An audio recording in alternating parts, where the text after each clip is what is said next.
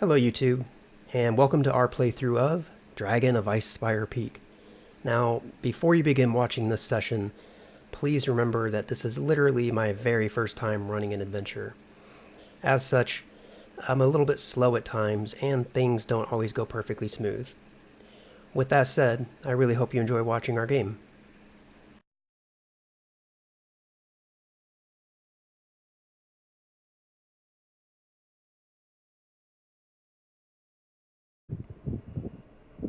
Okay, so this is going to be part 2 of session 2.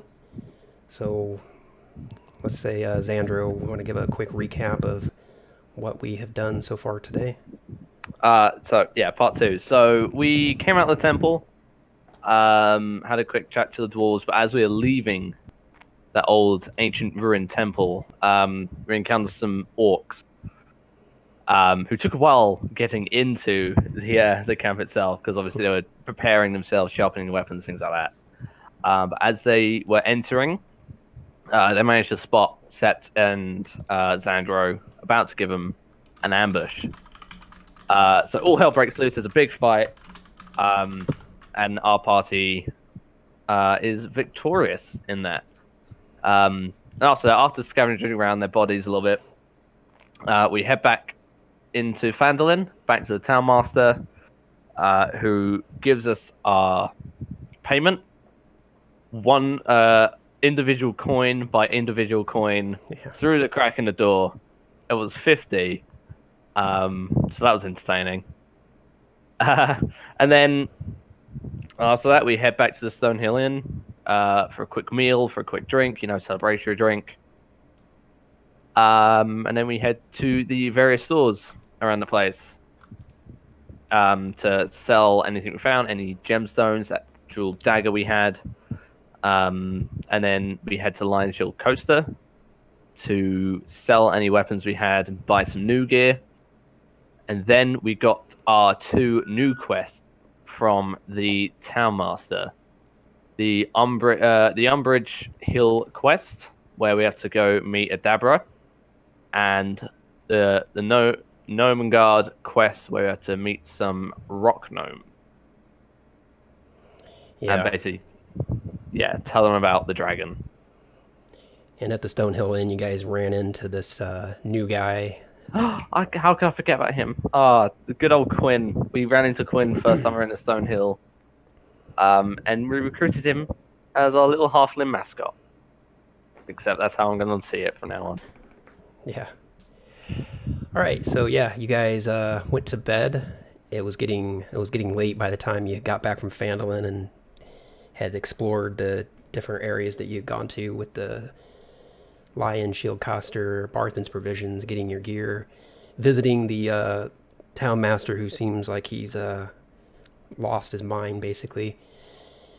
And by the time you got back into the Stonehill Inn and got your rooms, everybody just kind of went in, collapsed for the night. Even though it wasn't terribly late, but it was a long day, and you had to clean orc blood off your weapons. So next morning, you guys wake up, and what do you do? Do you head out? I'm just hanging Well, the. I'm guessing I wake up a little bit earlier. I only need 4 hours, hanging around the sort of main area, I guess I call it, and then just sort of socializing with anyone who's around and is willing to talk to a dark elf. yeah, Set will just wake up, do his morning rituals, I'm gonna say and Quinn gets probably up like, pretty early as well. Like once Quinn starts hearing doors opening and whatnot, he comes out all excited for his first adventuring quest. yeah, and probably like a good 15 minutes later, Set gets out of his room and goes to. Yeah, by the time you guys get out there, Toblin, he's already out there for the morning and has that typical expression that you guys are familiar with already, and he just says, "So, how are you guys doing this morning? What are you up to today?" Well, we're heading southeast today. What's down there? Some potion lady. I don't know. We're getting paid to meet her, so Yeah, we were just told to take her back to town. Yeah. I think I've heard of that lady down there. I don't know much about her, but kind of looks at you guys. Where's the lady? He's referring to your fourth party member. Oh, I'm sure she's taking I- a nap. yeah, I sort of look around and be like, "Oh yeah."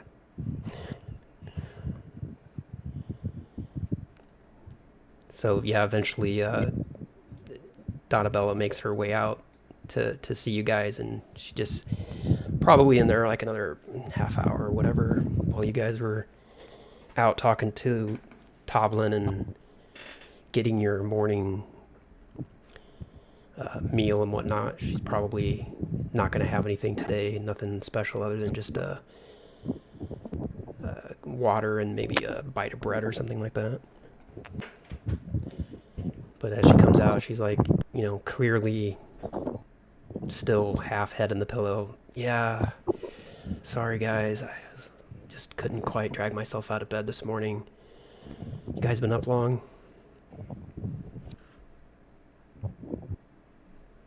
Ages, but it's been alright. Honestly, Yeah. it's not too late. You're Sorry, fine. I feel Yeah. so bad. I just, yesterday, traveling back from the temple, I think I had a rock in my boot or something. I got this bit of a kink in my ankle today. It doesn't feel very good. It's fine, I'll walk it off. Yeah, I sit next to her and I say, it still works, right? Yeah, I don't know. The bloodshed is, those jelly things that we were up against inside the temple was one thing, but the flesh and the blood of the orcs, that was a bit different. I suppose that's Yeah, the adventuring lifestyle, and I'll get used to it. it's a little easier to kill something if it doesn't have a face, in my experience. Much. Hey, they attacked us first. It's their fault. Anyway, guys, so what are we doing this morning? Are we gonna hang out here all day, or are we gonna take care of this crazy town master's jobs that he's got us up to? Yeah, we were gonna go see the lady that he was told us about, Adabra. Um, bring her back to town, and then go see what the gnomes are up to. And warn them about the dragon. Do we even know where this lady's at? His directions were not very good. It's somewhere to the southeast. We're looking for a stone windmill, apparently. All right, well, I think that sounds similar to the direction we came from, so I guess we'll be doing a bit of backtracking. We'll figure it out from there. I guess so. Well, Are we ready to head off, or guys, do you need a little bit more time? I'm ready to go. I need to get moving, get the blood circulating. See a massive grin on Sandro's face. That's the spirit. Yeah, let's find this lady. All right, and she just starts walking towards the door. I'm gonna follow her. So, back out of the Stonehill Inn into the main road. You guys just gonna head straight out?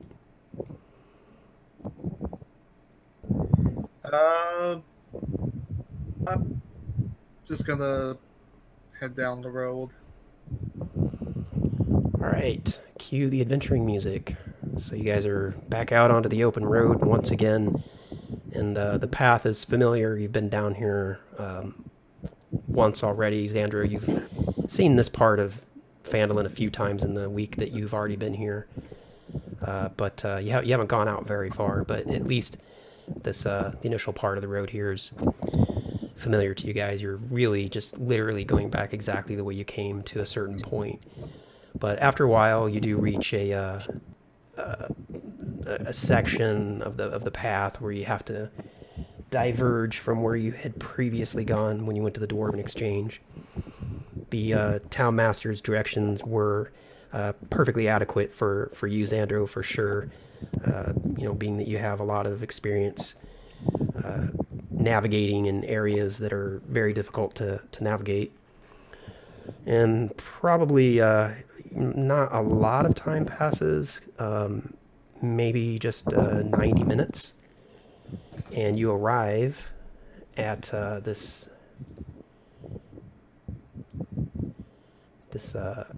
area. Let me see. Oh god, I gotta drag this thing around 5 times again. So not that place. Hey, this looks really familiar. So yeah, you arrive in this like open green pastured area, and the only remarkable feature is you kind of find your way up to the top of the summit, because you can imagine these rings that you can see here on the map. These are differences in elevation, and like as you go from the lower one to here, you're basically going up about 10 or so feet, and then when you get up to this one, you're at the top of the mount.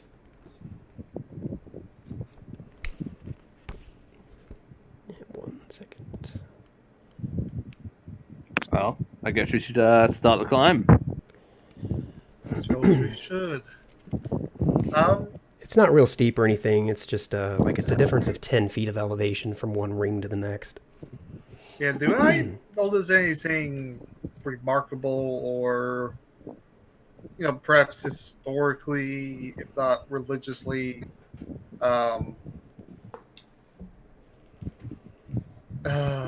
notable about these stones? Or do they just seem like regular formations? Talking about these stones up here. Yeah. Let's find out what you know. Let's do a history. All right. 18. Yeah, for sure. As you look around, you can notice that the way these rocks are piled up, that these are probably grave markers. Yeah, I just look at Xandro and I say, yeah, it's best to not get too close to those stones. People were buried here. Hmm? Well, what are they going to do now? They're dead. Well, sometimes the dead don't stay dead. Yeah, and as you guys are having this conversation, you can kind of hear from over in this direction. You can hear a voice, and you hear a couple of sounds. One of them is a voice. The other one, you're not quite sure what the sound is.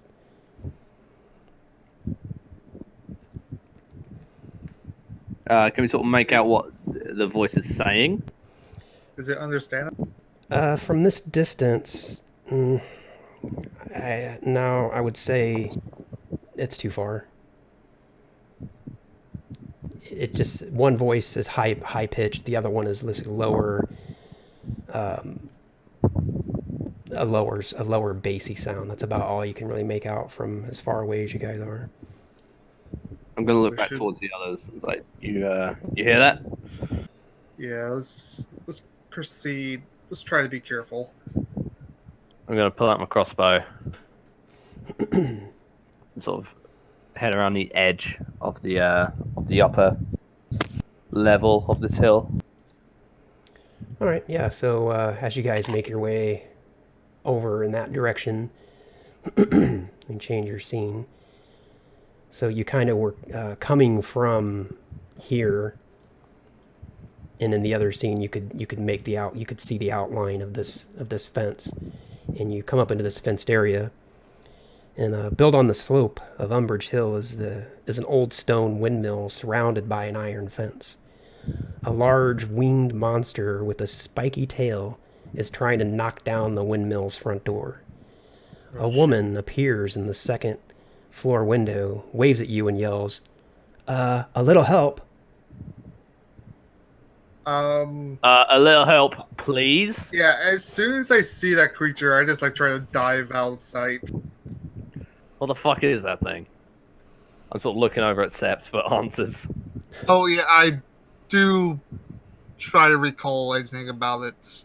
Does it like look familiar to me? Let's see. Let's have you roll. Yeah, I guess it would it be Arcana or History? Well, I'll do Arcana since it's higher, but I You could imagine just either roll a straight up intelligence. 25, 23 was history. Okay, so yeah, either way, you can tell from where you're standing. Let me go ahead and bring out a token here. 1 second.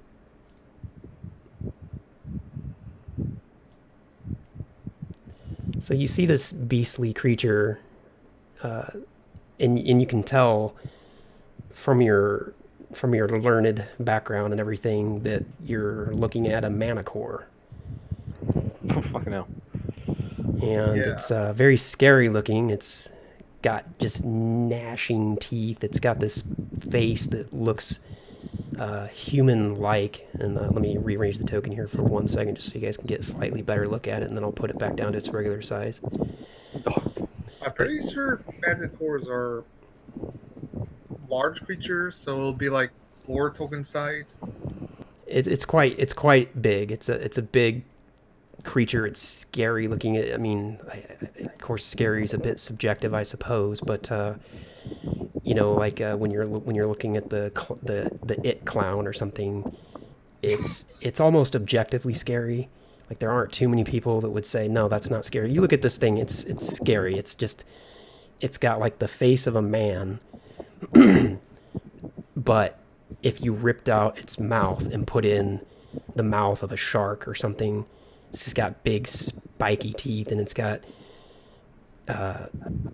claws that just look like they would rip through steel. And these guys, as she calls out to you guys and makes her announcement of a little help here, this thing turns and looks in your direction and just lets out this guttural sort of otherworldly sounding. What are you doing here? Oh, I fuck. I look at it and I say, we mean you no harm. What is it that you want from this woman? Food. I want food. Meat. I want to feast on her. You will do. Yeah, that's not friendly. I point my crossbow at it. I say, there's plenty of woodland, old boy. Plenty of what? There's, you can just go through the woods. There's plenty of delicious animals there. They probably won't even fight back. Be that as it may, there's a perfectly good morsel right up there. Or right there. And he looks at you guys. Trust me, I don't taste good. Sort of like rotten meat. Meat? I mean, rotten vegetables. Meat. Fuck. Look. I'm just saying, pouncing on a dare will be much easier than pouncing on a man. What are you talking about? Dare is meat. You want meat, yes? Meat. I'm starving. Look at me. Go into the woods, and you can find plenty of meat there. Meat that will your fight back. Would you say you're trying to persuade him? Yes. Okay, let's see a persuasion. Alright, +2 saving now. 17. Ooh. So you're saying these woods over here are filled with meat? Plenty of delicious meat.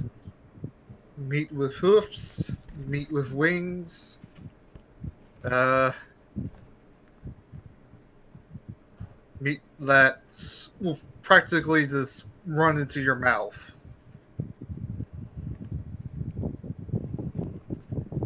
You can tell he's kind of calculating between trying to climb up into this windmill versus pouncing over towards you guys. But he can see that you guys are armed and you're clad in armor. And finally, he kind of shrinks a little bit, and you can actually even tell like this spiky porcupine looking things on the top of his head kind of recoil and relax a little bit. And he's like, you make a compelling argument. I'll go and see if there's meat in the woods. And if there's not, I'm going to eat you. I'm just saying, walking meat is bad. If you eat two-legged meat is bad. If you eat two-legged meat, the other two-legged meat will try to turn you to meat. And I'll be back. And with that, he kind of flutters out his big beastly wings and takes a gigantic leap up into the sky, and he's gone. Yeah, I just immediately look at the woman and I say, yeah, we need to get the hell out of here. Yeah, let's be quick. Talking to my good ear, please. You're a bit far away. Can you We come? need to be quick. I saw out. This thing will be back, or well, hopefully it won't, but it might be back soon. I have business here. This is my livelihood. I can't just bugger off every time some little creature comes by. That's little. Little compared to the dragon. Oh yeah, that dragon. Like, I'm gonna be honest with you, love. Right? We don't get paid if we don't take you back, and quite frankly, I'd like to get paid. So, could you? I will help you with whatever business you need, just as long as you help us. It's sort of a two-way exchange. Let's call it that. We help you, you help us. Well, I tell you what I can do. I can give you a healing potion. You guys were able to convince that beastly creature to go off and not have me for lunch. So she kind of hangs her hand out of the second floor window and indicating that she's going to drop down this vial to you, but she's not just going to drop it on the ground. It might break. If you want this, you're going to have to come here and take it. She makes a compelling argument. All right. I tried to get into the house or with mail.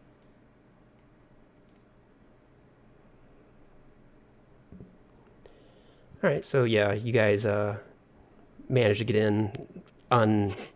Yeah, there's nothing difficult about it. The door's wide open. I mean, at least it's unlocked and such, so you're able to get in. And oh, thanks for coming in. I don't have to scream across the whole alleyway there. And anyway, here's this potion. This is my business. This is what I do.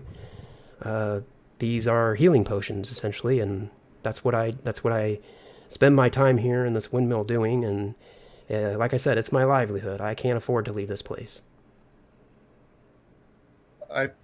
No offense, man, but with a beast like that in the woods, I don't think you'll have much choice. So yeah. Honestly, with dragons flying about, those things ripping windmills to shreds, you're safer in a town. There's a town near here. You should probably come with us. Well, I'd really like to, but I've got orders backed up, and as you can see, she kind of points around at these tables and these ingredients that she has. She's like, you can see it's a delicate process, and I can't just leave these things here. I don't have any choice. I'm sorry, I can't go with you. I feel confident that I'll be okay here.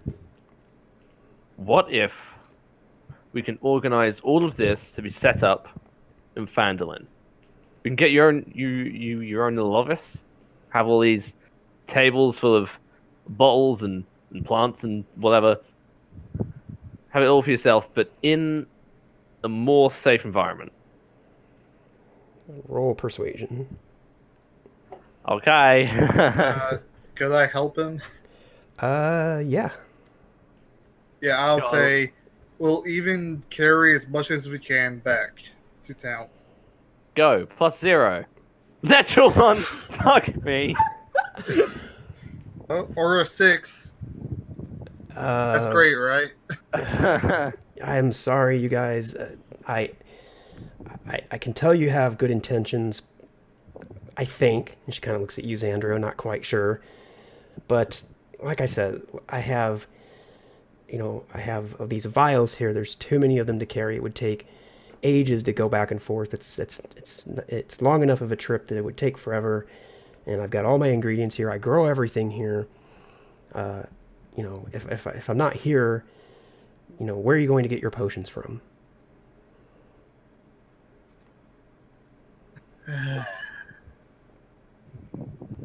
I hear there is a rival shop opening up in Phandalin. Nonsense. I know Phandalin. There's nobody there that can do what I do. What about that bathroom fellow? He seems capable enough. She just laughs. Look, ma'am. If I'm going to be honest, you will more than likely get either eaten by that manticore when it gets bored of trying to hunt in the woods, or perhaps even that dragon will come by. You never know. If you don't come with us, I'm just saying I doubt you're going to survive the next winter. Roll persuasion. Alright. 11.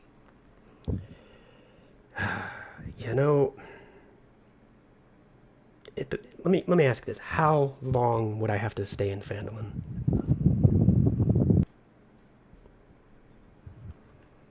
I don't think it'll be long. Honestly, Maybe a few months. Months. Months. As long as you come to the town master, say you're okay, you can come back. Well, if that's all you need, I can just write you a note. Yes, please. You know what? That's probably better. He probably won't even answer the door, so he'll probably think you're a dragon or something. Yeah, do that. As long as you guys promise to bugger off and leave me alone, I'll write you your note. And you also, I gave you a potion of healing. You're going to have to buy a couple more. Otherwise, I'm not even going to give you the note. Is healing the only potion you have? Sorry for the throat. What else is on your menu? Yeah, this is all I do. This is literally all I do. This is my entire livelihood. I make these potions, and she kind of points again at her area. And as you can see, I have quite a few left. And I'll provide you with this note. And I thank you again for taking care of the creature. I've given you a potion for free. And that's no small favor, mind you. But if I'm going to write you this note, there's got to be something in it for me.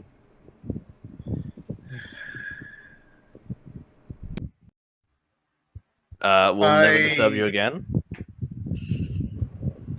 Alright, I'm about to do a morally questionable action. Uh-oh. I'm gonna cast command on her and just say give. Okay, let me consider that for a second, because I don't have a stat block for this lady. Fun fact, Sept is not a good aligned character. Don't worry, nor is Andrew.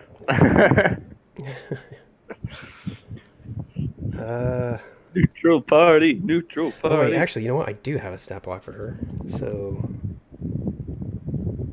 I mean, this isn't evil, right? Just like forcing a old woman against her will to hand over a note. Now, what would be evil is knocking her out, tying her up, and taking her back to Phantom like I that. considered that. all right, so creature you can see there, so you can speak. Target must succeed on a wisdom saving. Okay, got it. All right, so and how high is the did I have to succeed It's gonna be a DC 13. on? Okay, all right. Not that high. She is a commoner, so I'm gonna roll this in the open. So she gets +0, so it's just a d20. 18. Oh, She does Oh not my fall God. for it. She so you say to her, what exactly do you say to her? I just say give And she just looks at as you insulted. as I just hold up my holy symbol with flash of light come off it. But then when I realize it doesn't work, I just look at it and I say, "Well, shit." All right, how much? I say, sort of looking at this spectacle of magic. Well, these potions I sell for 50 gold pieces. And then immediately when she says that, she starts kind of going into this like routine where she's talking about how stressful it is to make these things, and she starts showing you the equipment, and she starts like explaining the process, and she's doing this like exasperated eyebrow wipe, like it's so hard to make these things and nobody else can do it, and you know, very dramatic, very dramatic. She's like, if you buy at least one, I've already given you one, by the way, and that's no small favor, mind you. But if you buy at least one, I'll give you your note. 50 gold each. I sort of look down at the quest note and look at what the reward is, and look back up at her and say, "No." Okay. You gentlemen have a nice day. I'm so tempted. Evil root. Is she still like holding the note she wrote? She's holding a parchment in a like a quill type of thing, has not yet uttered a word onto it. She hasn't written anything yet. Hasn't That's written what you're anything. saying. She's feigned writing it a few times, kind of because I think she's starting to gather that you guys really need this note, so it's like her bargaining chip. So she's not going to do this until she has secured her purchase. Tell you what, I will buy that piece of paper and the quill and ink. So you'll buy the note. Yes. Okay, I'm a businesswoman. I'm reasonable. I'll sell you the note for 10 gold. Done. That's sort of. It's like up 10 gold. All right. Yeah, so subtract that from your sheets and the what I we. was gonna cast command again, but that works. So you do hand her the 10 gold. Yep.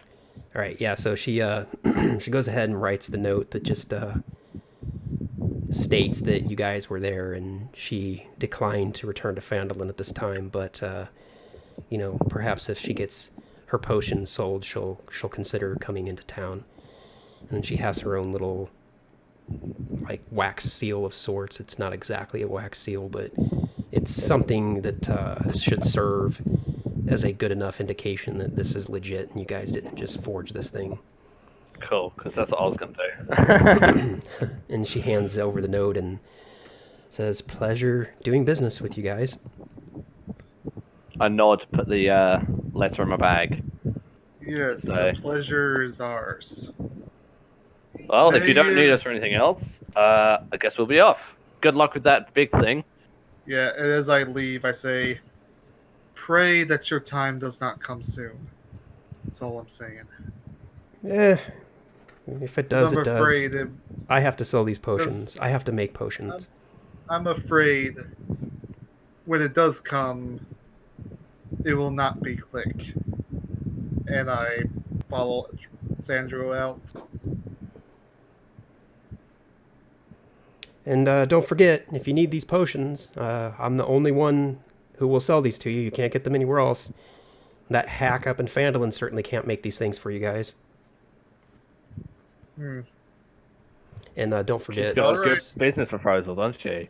somebody does need to add, or just at least remember that you have a potion of healing. I'll make a note. Yeah, Only one? she just gave you the That's one. from Adabra. Yeah, I think I might. I don't. I do have cards for those, but I don't have them readily available. So It's after, only like 2d4 plus 4, I think. Or maybe only plus 2. yeah, I'll have to look it up. But yeah, I have an actual card that I can send to you through Discord later for the potion of healing, just so that you can have a representation of it somehow. Yeah, because if I remember correctly, it's only like slightly better than Healing Word. Yeah. Oh wait, actually, I know. Yeah, we've got quite a few healers. Fuck her potions. Fuck it. I don't like Adabra. Yeah, also, I kind of realized that even if she failed the command, she would literally just give me a blank piece of paper. So, potion of healing, you regain 2d4 plus 2 when you drink the potion. The potion is a red liquid and it glimmers when agitated. So, I guess if you shake it up, then it glimmers a bit. So, 2d4 plus 2, if you want to make a note of that. Or, again, I'll send you an actual. 2d4 plus 2. Yeah, I'll send you like a card thing for it later. All right, so you guys like wind your way back down out of the windmill. Yeah, I do keep an eye open for the Manticore. I'm just visibly frustrated by this one. I'm sort of like storming out. Yeah, as you guys are storming out, Donabella kind of says, "It's not very reasonable, is she? I mean, she just wants to stay here and make potions? That doesn't seem very smart." Well, judging by the fact that there's many graves outside and I don't exactly see a man she's with, she might be ready to go. Sad. That's so sad. It's our Eh, problem. Yeah. not my problem. Yeah, we got our note. Still, I don't know. Maybe we should try and convince her again some other time. I just feel like she's just going to get munched on out here all by herself. We tried. So, it's the end she chose for herself. Yeah. Yeah, okay, well, let's, should we take this note back to, the town master and get our money? How far is the gnome guard? So, from where you guys are, the Nomengard is only, Gnome guard. Yeah, because I only used one spell slot so far today. yeah, it's not terribly far. It's definitely to your advantage, I would say, travel in terms of travel time to go there now. Unless you're crazy about getting that extra 25 gold or something. Otherwise, Yeah. Honestly, I have a feeling it might not even be substantial enough. Fucking. Like, honestly, Yeah, I'm, bro. I'm fine with just heading towards the gnomes right now. okay. Yeah. So let's Two birds with one stone. Yeah, yeah. It's only another, I would say, 10 miles down. So you probably have traveled about 5 miles to get here, which wasn't very far. You know, it only took you guys, like I said, about 90 minutes to get down here. So you probably have about another 3 hours of travel time before you get to Nomengard. So, Aces. yeah.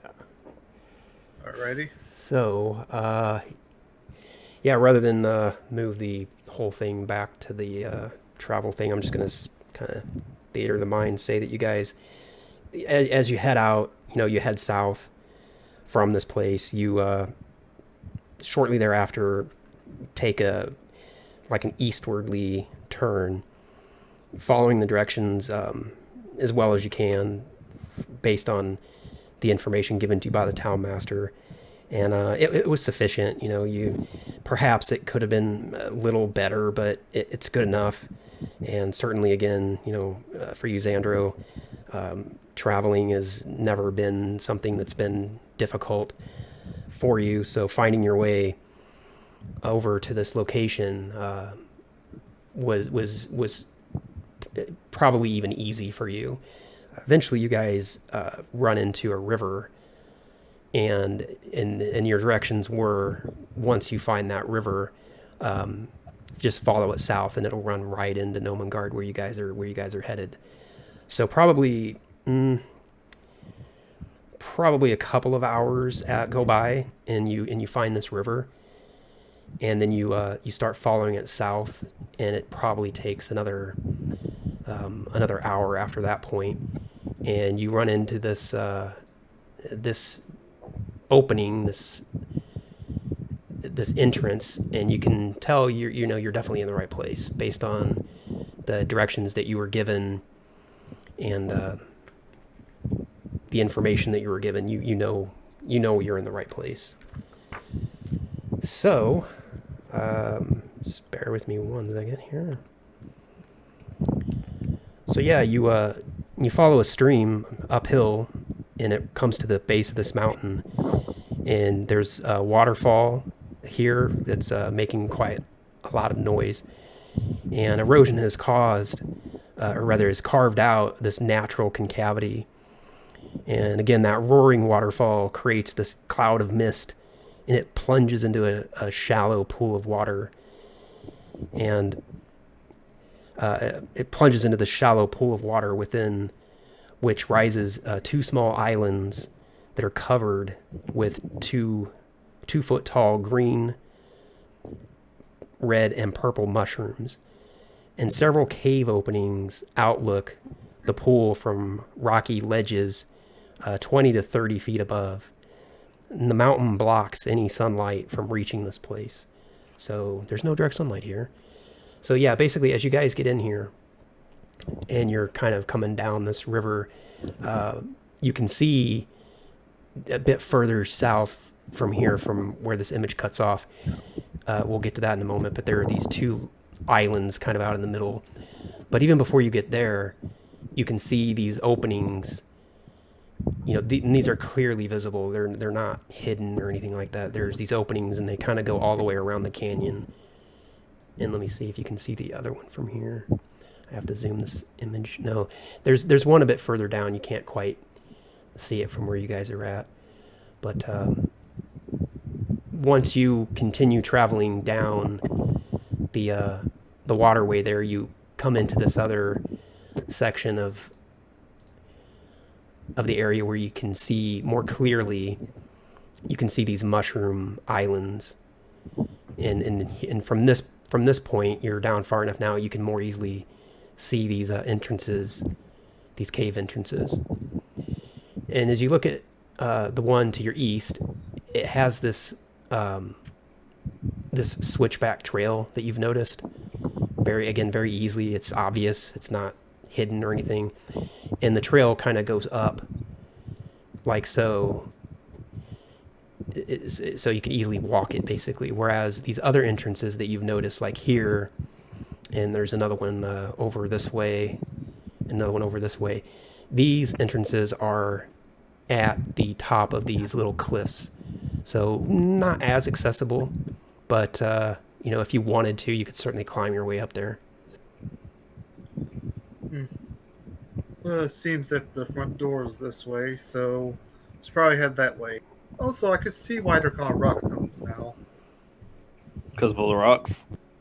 Yeah, but I suppose it doesn't take a genius to realize that. By the way, how high is this water? How deep is this water? Yes. That is a good question. Bear with me one moment. It's about 3 feet deep. Yeah, because You'll have to carry the I halfling know this. across. Okay. Yeah, because these are. I figure it won't be that deep because these are gnomes. Yeah. Yeah, by looking at it, you can kind of more or less judge the depth of it, and otherwise you can step into it and tell. All right. Yeah, I just go towards this entrance over here. Yeah. And climb all the way up and head inside. Okay, so as you get towards the top of that entrance there, let me switch your page over 1 second. Let me just double check. Okay, this should be Fog of Ward. Yeah, this should have Fog of War on it. So before we get started, I guess if it's not, it's too late now. Yes. But, okay, good. Because I went through all these carefully and set that up so that it wouldn't give out spoilers and such. But basically, as you get to the top of the switchback, there's light. It's not exactly sunlight, but there's light that's penetrating kind of down the hallway, and you can, and Xandro, you of course see perfectly. You have no issue. But the two humans among you, about the best they can see is like maybe even just into here. Yeah, I light a torch. Okay, so with your torch lit, and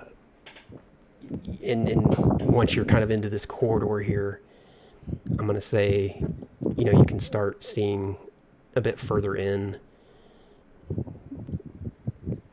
down this way a bit, and your light kind of maybe penetrates around the corner that way, and then going down this other way, with your torch and Xander, even you because you can see very well in the dark, but you can't see around corners as far as I know. So yeah, which way do you guys want to travel?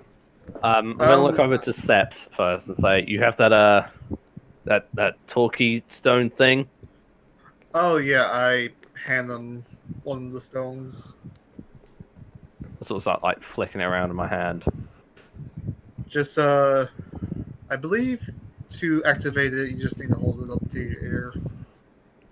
I hold it up to my ear. Does that work? Yeah. I hold my stone up to my mouth. I believe it's working. Okay. Great. And I put it in my pocket. And now, but just to let you know, you've used your sending stone, and you can use it again tomorrow. What's that? Let me just double check. I don't believe there's a cooldown to it. Oh god, there's unlimited uses. Oh fuck. I think it has limited uses. Let me just double check. What is it? A sending stone? Because Let me check.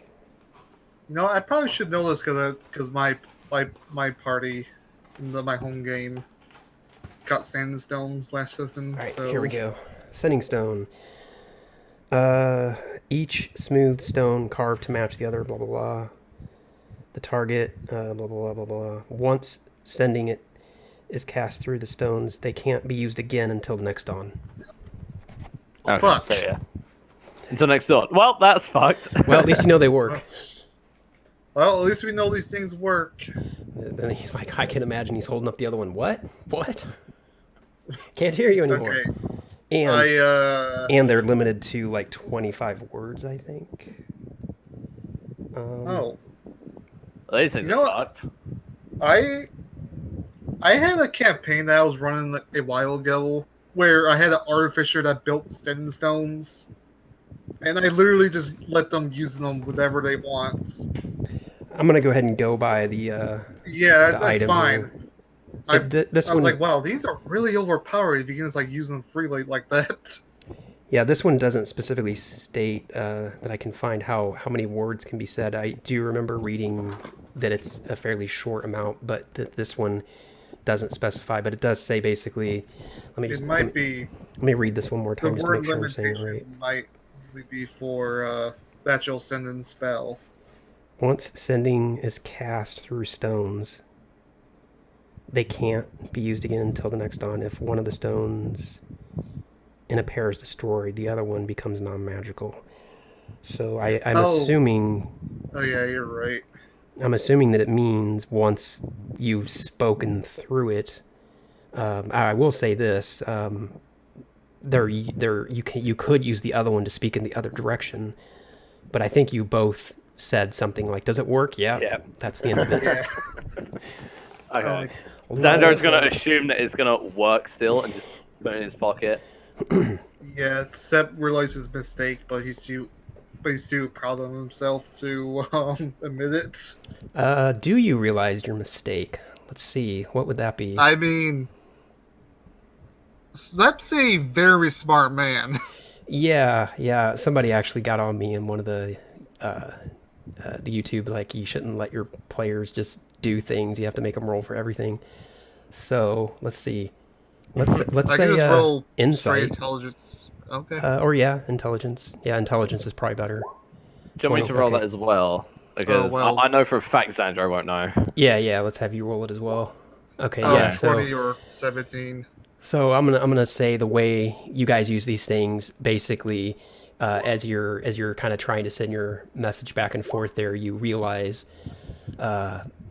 you realize no, or you basically realize your mistake. You spoke through them, and then it has this sort of magical quiver or something, and you realize that it just basically went poof, and it's maybe I would say, Sept, you're quite certain that it will recharge in the morning. Xandro, you at least know that it's done for now, and that's how we'll say that went. These will be useful again next time. I look down at the stone and say, well, fuck. That is so hilarious to me. I'm sure it'll be useful again fairly soon. Do they work? Yeah, they work. Well, that's it. So I'm going to chuck the stone back to him and say, oh, that was a waste. I have so many electronics products that seem like that. Like, you turn it These on, are it's the great. worst walkie-talkies I ever found in my entire life. Okay. Yeah, once we get into the cave, I do shout out in Gnomish, "Hello! Is anyone here? We bring news from Phandalin." Okay, 1 second. Bear with me.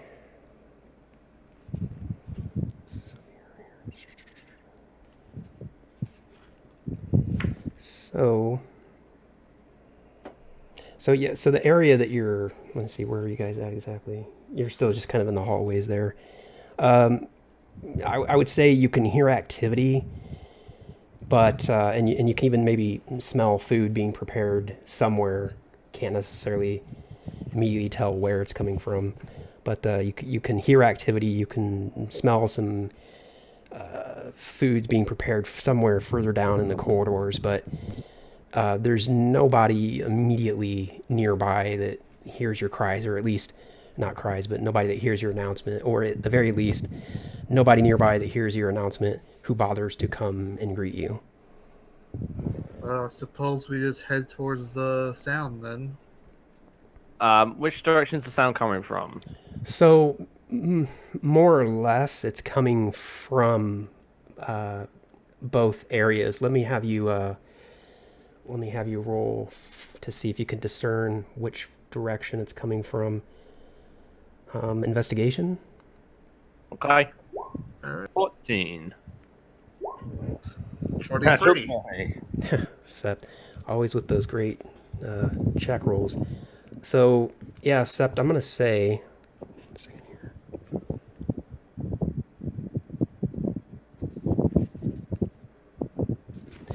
You can tell that the sounds you're hearing are they're definitely coming from both corridors, but the most direct sound is coming this way.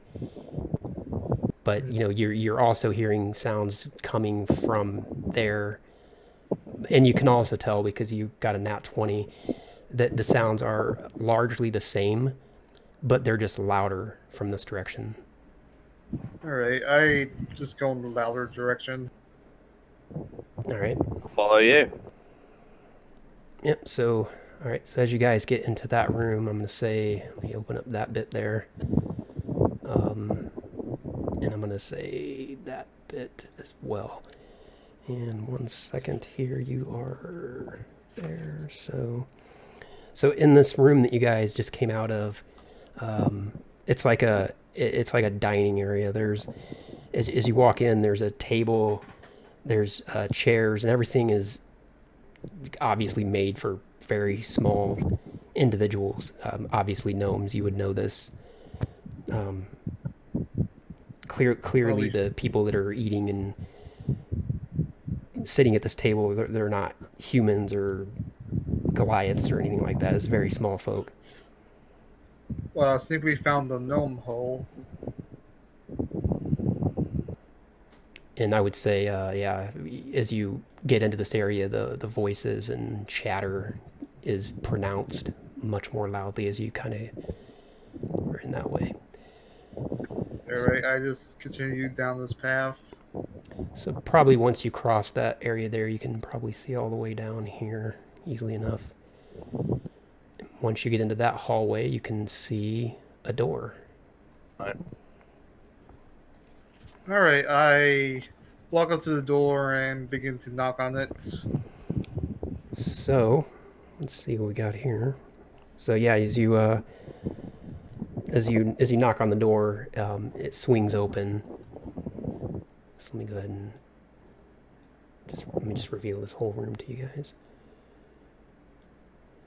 So yeah, as you knock on the door, it just swings open. It's not even really like secured or latched or anything like that. And when you get in there, there are several rock gnomes in there, going about doing different things. You can see one rock gnome kind of has a fire stick in her hand, and she's poking away at some kind of fire. And there's another gnome in there using some sort of contraption. You don't really know what it is, but it's just some kind of contraption that compresses these big red mushrooms, and it's almost like a juicer, like squeezing the juice out of it down to some kind of flask. Another like a hydraulic press. Yeah, like one of those orange squeezer things that just it's purely mechanical. And yeah, there's a few other gnomes in here going about business. I don't have tokens to put on here. I don't think it matters really for this. Let's see if I All right. But yeah, as you walk in, one of them notices you and kind of stops momentarily what they're doing and kind of comes over and yeah, who are you? What are you doing here? By the way, quick question out of character. Mm-hmm. Are they like wearing like the classic, gnome outfits? Or are they just like wearing, your standard, clothes that like normal people wear? I'm gonna say because they're kind of out here on their own, they don't have to worry about blending in with the world. They're wearing what's fun for them. So they're wearing like the pointy hats and everything. Sure. Yes. Okay. Yes. I'm excited. The good gnome are here. Yeah, I just look at him and I say, greetings. I bring word from Fandolin, the townmaster of the town. Wishes to let you guys know that there's been a dragon spotted in the area, and I would love to speak with your leader, overseer, perhaps.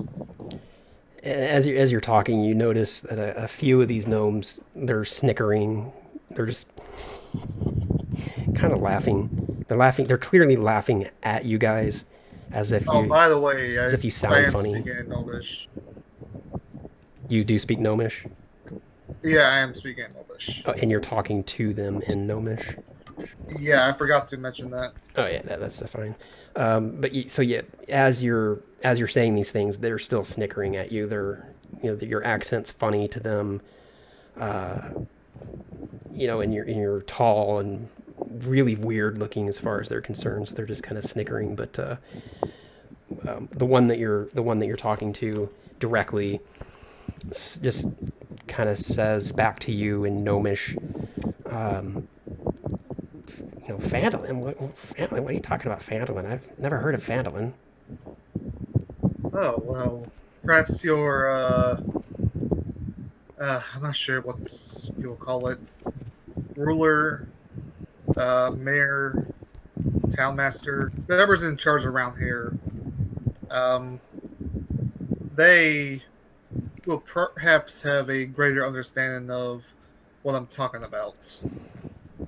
As you're saying that, he kind of putters off and goes back to whatever he was doing, but he does on the way. He gets this other gnome who's in there, and this other gnome is standing on top of a table, and they're using this mechanical rolling pin contraption to like make bread. And there's like big green mushrooms that are in it, and he kind of gets her attention, and she stops what she's doing and puts down her mechanical contraption, walks off the table and over to you guys, and says, "Hi, I'm Panana. What's your name?" And she's still speaking to you in Gnomish. Hello there, Panan. I am the Sept Amon, and these three are my traveling partners. They don't speak your tongue, unfortunately, so I think we'll just switch to common for now, and I start to speak in common. Okay, 1 second. That's actually what I've been trying to find here for the last few seconds, whether or not. Well, I'm assuming they speak common. I'm assuming. Here we go. And yes, they do. Okay, so when you switch to common, she replies back finally in common so that everybody can understand, and says, pleased to meet you, Sept. I'm Panana, and she kind of puts out her hand to everybody equally, introducing herself and basically, how can I help? Well, we were told. We were told to warn you about the dragon, but I think you're fine with that. I sort of look around, and I said, but we were also told that you could probably help. Well, man, I don't know much about this dragon that you're talking about. I'm probably not too worried about something like that inside of this mountainside, but I can't really say much or do much. I'm just a hired help here.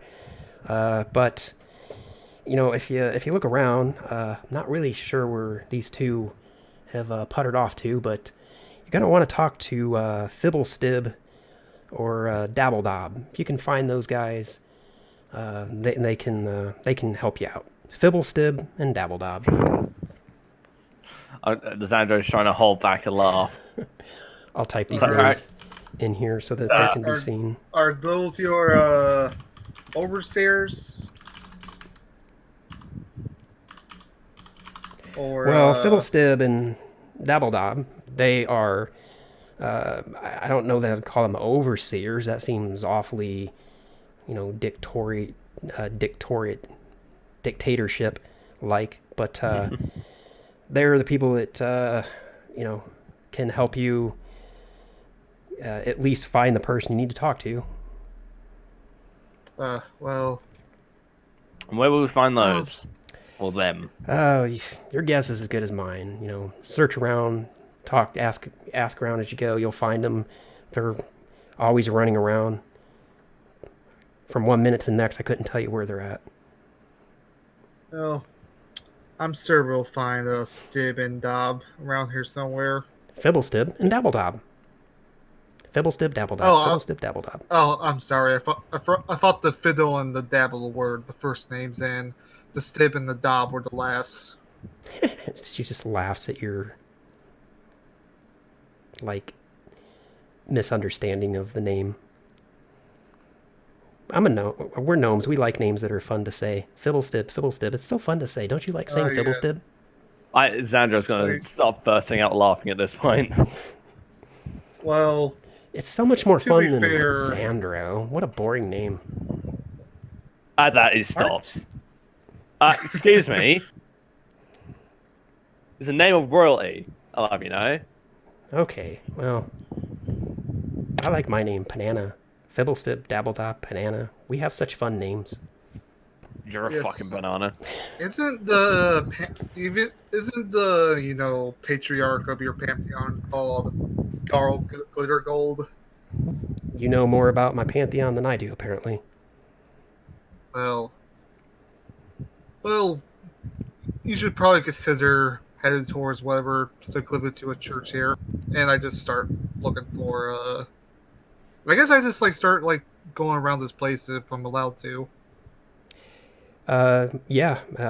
If you're kind of examining the room or walking around, wandering about, you just see these gnomes busy at work. They know you're there. Obviously, they just don't care. They're doing different kitchen duties. You see one person that's sort of teetering on a stool and stuffing stuffing a big purple mushroom into this barrel, and you can tell that the purpose of such a thing would be to ferment the mushroom and make wine out of it. And somebody else further down is forming dough into these loaves of green bread, and he's got his tongue sticking out. He's kind of carefully shaping each loaf like he's a master sculptor, like very serious about his work. But they're all, they're just concentrating on what they're doing and not really bothered at all by the fact that you're there. And I'd say, as you get kind of further over into the kitchen, you're able to see around this corner a bit.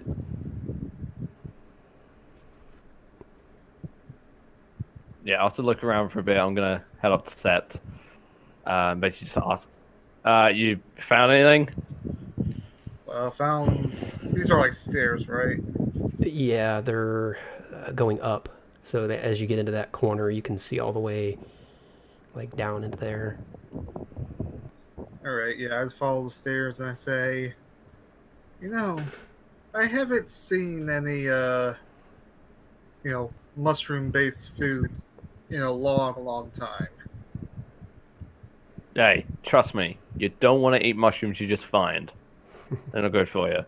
Oh, I am well aware of that. Won't make that a mistake again.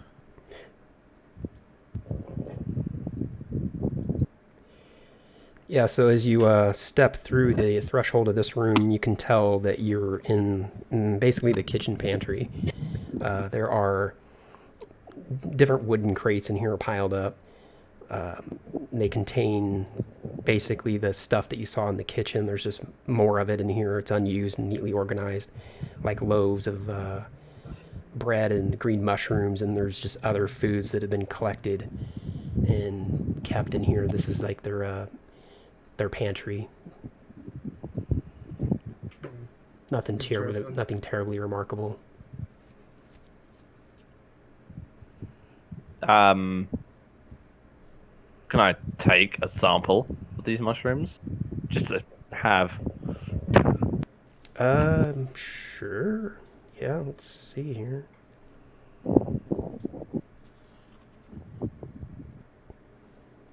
So you're just gonna grab a loaf of green mushroom or something and chew on it? I'm not going to chew on it. I'm just going to stick it in a bag. Oh, okay. Yeah. Yeah, there's nobody in here monitoring or... I'm not sure if the gnomes will appreciate us taking some of their food. If I say it's super nice, they might lead us to Fiddle Slip and Dabble Slob. Whatever their fucking names are. Maybe you're right. I don't know. Sep does not really find anything interesting at all here, so he's just going to go back downstairs and ask, basically politely, the directions to wherever the next,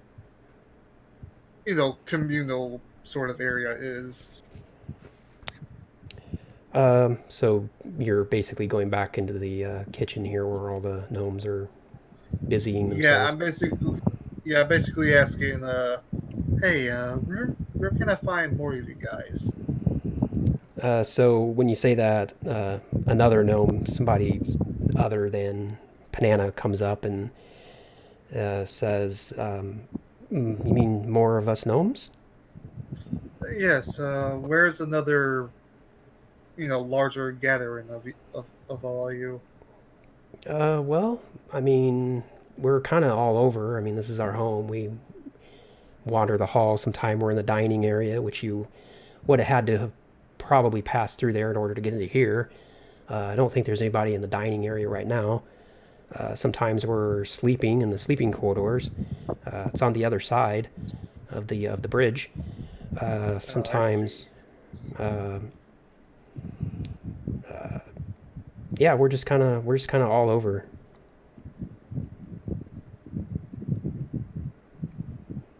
Well, I guess we'll find our people at some point. Yeah. How many gnomes can there be? And Sips is gonna try to find like the next room. Okay. I just followed shortly behind. All right. So yeah, this is the way you guys came in. This is new. It looks like you're heading that way. Okay. So as you come around that corner, I'm gonna say that you can see probably like that. A fork in the road. Another turning point, a fork stuck in the road. This is like not a very practical design for a home. Not at all. If their home design is anything like their names, then it's gonna be fucking stupid. Donabella just says, but it's fun. Like their names, it's just a fun layout. Well, I'll tell you what. I heard that gnomes are relatively smart people. Perhaps they find some sort of great humor in it all that us tall folk just don't understand. They have yet to prove that. I'm gonna say as you guys kind of are standing in front of that doorway, you're gonna be able to see into this room a bit. And okay, so yeah, if you're stepping inside, then in between your torchlight and your dark vision, you can see everything in here. Heck, what the fuck? What? Crabs? Crab chests? Crab kegs? Uh, Crakes? One second. Um, hmm. Those Yes. are some So strange quotations. when you get in Station. here, you can see these things on the floor. They're not living. You can tell just by observation without any special requirement that they're just these mechanical contraptions. And you know that gnomes, this is what they do. They build things. And one of the gnomes is actually inside of this contraption here, and he's basically driving it. So he's just kind of, as you walk in, he's just kind of taking it around the room for a spin and that sort of thing.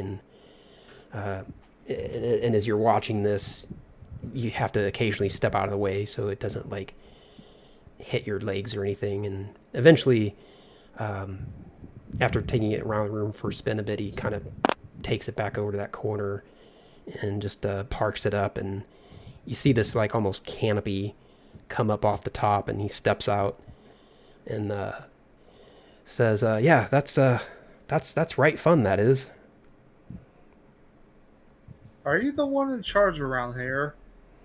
Me? No. I'm just a mechanic. I take care of these little devices around here sometimes. If you're looking for somebody to talk to, go. I don't really know where you have to go. Just look around. You find Fibblestib, and if you can't find him, look for Dabbledob. Yes. Are they like your guys's, assigned leaders? Like, did you people like vote for them? I don't know much about politics and voting and democratic ways. I just work here. If you're looking for somebody that might know something about that kind of thing, look for Fibblestib. And if you can't find him, go find Dabbledob. But hey, Well, you want to try out this device? It's a lot of fun. Sep looks at it. He says, "You know what? I think I will want to try this out." What is it? It's a car. It's What? fun. It's just fun. It has no practical use whatsoever. Well, I wouldn't say that. And he kind of takes you by the knee and leads you over in front of it, and he starts pointing at these pincers, and he says, "These are good for grabbing things, and I ran into this little creature in here one time. I don't know what it was, but I just snapped its head off with these pincers." Okay, Creature. that's fun. Yeah, Say it was quite creature? fun. Yeah, you guys are welcome to jump in these and drive them around if you want. Let me know if you You find any mentioned the problems. creature. What's that? You mentioned the creature. Yeah, he just mentions that he saw something crawling around here at one point, and isn't No, I'm specific saying in about. character. Oh yeah. I don't know what it was. I wasn't paying attention. I was too busy driving around testing this thing out. I just saw this little rat or whatever it was, disgusting, vile creature come up out of nowhere, and gave me a chance to try out these pincers though, and yeah, worked great. Snapped his head right off. Suppose rats are not that interesting. Yeah, and Sep's gonna actually give this machine a twirl. All right. 1 second on that.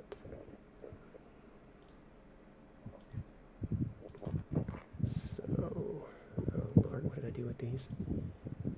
I will. By the way, I am saying that I'm gonna pick it off very soon. So Okay. All right. Actually, if that's the case, I would say this would be a pretty decent place to hit the pause button, so that we don't Cool. go down and get engaged in anything potentially. okay, yeah. That this actually does make for a good stopping point, because I can't actually find the other thing I was looking for, because I basically made tokens for these things in case you guys did decide to drive them. I was going to give you control of basically crab tokens that you could use for the dirt for as long as you stay inside those things. Yeah, because I was thinking of the Dwemer. Oh wait, never mind. Didn't play Skyrim. No, yeah, I never got around to Because that one. yeah, because in well, in the other Elder Scrolls game as well, there's these mechanical spider contraptions that are Oh, I in fucking some, hate those things. yeah, the Dwemer spiders. Yeah, I made the tokens for these. I very clearly remember making them, and I actually have them here on my computer, but apparently I just did not upload them. So I'll make sure I take care of that immediately after. But yeah, you guys are in a safe location, so we'll just kind of hit the timeout button right here at this point, and we'll pick up right here where you guys are in this room with these crab pincer things, and there's a few of these in here, so both you and Xandro Zept, and I would imagine even Quinn and Donabella could possibly get in one as well. I'll have to check and see exactly how many are in here. All right. I'd probably like Quinn going before me. He's more of a fun-loving sort of Yeah. guy. Plus, he's Zan- actually around gnome size, anyways. So Yeah. Xandro's just pissed off at the whole gnome thing. Okay, so with that, I'm going to go ahead and stop the recording. So if this ends up on YouTube, we'll pick up here next time in session 3. So if you're watching this, thank you for watching. Bye, YouTube. yep. Bye.